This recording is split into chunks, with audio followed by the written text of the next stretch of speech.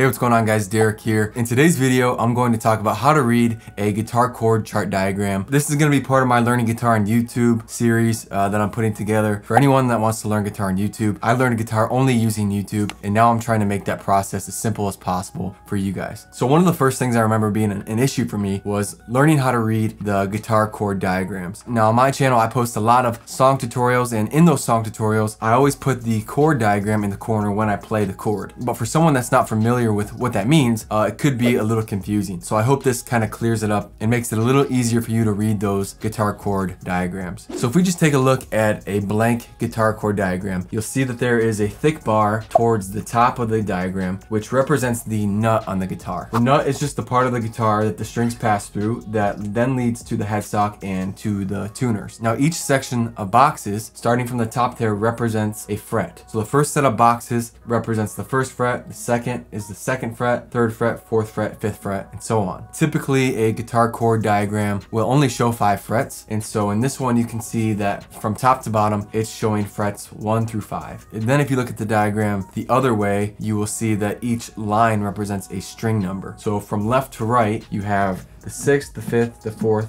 the 3rd, the 2nd, and the 1st string. So the low E string is your 6th string, and the high E string is your 1st string. So that's kind of just how a blank guitar chord diagram looks like. So now let's look at an example of a chord. So C add 9, for example, is this chord here. And if you look at the diagram, there's a few symbols that you'll have to become familiar with. So one of them is the X. So that X means that that string should not be played, or that the string should be muted. So for example, on the C, this low E string, the 6th string, I am muting with my thumb. Then you'll see that there's some circles with fill, some circles with no fill. The circle with no fill represents a string that is played but is open. So there's no finger that's fretting down that string. So on this chord, for example, the 3rd string is played open.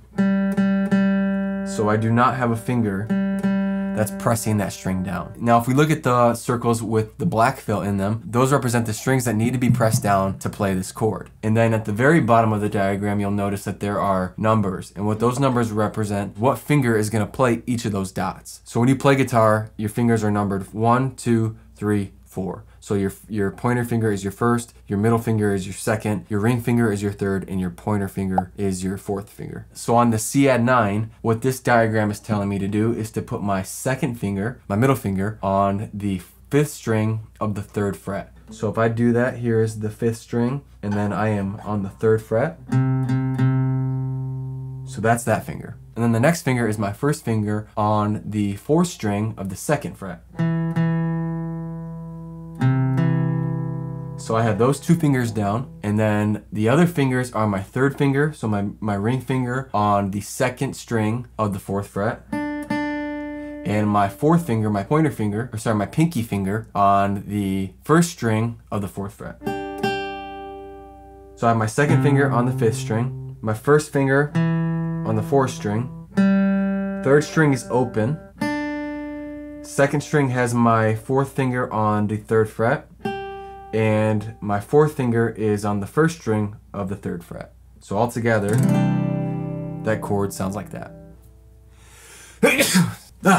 So let's just do another quick example. So a D chord, for example.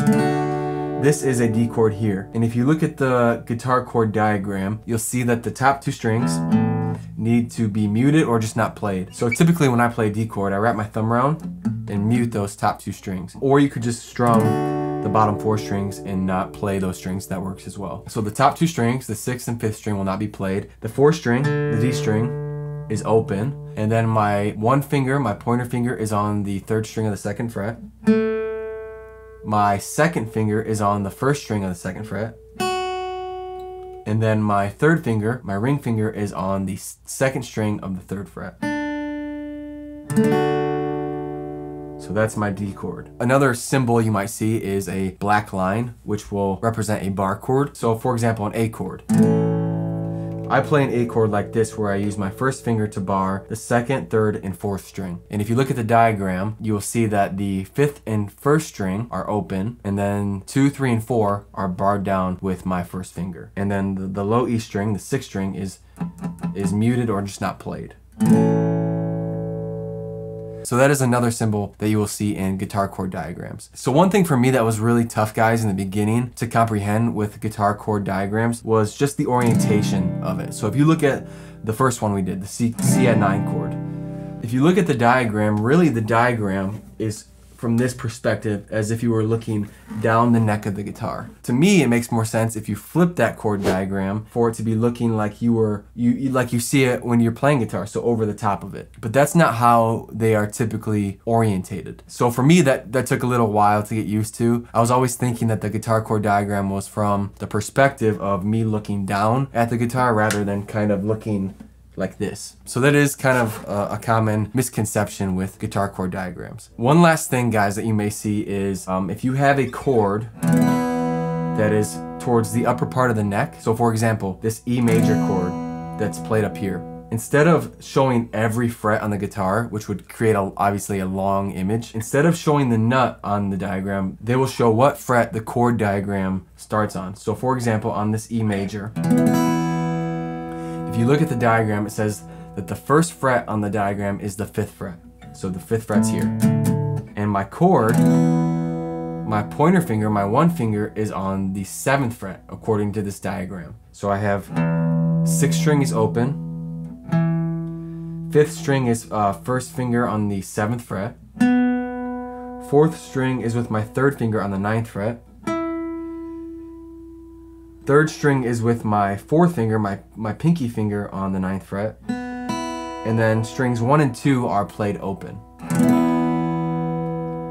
So that's how that chord diagram would look. I hope that helps, guys. I know that this was confusing for me when I first started playing guitar. So I hope this video kind of clears it up for you. If you have any questions or comments, please let me know in the comment section below, and I will see you guys in the next video. Peace.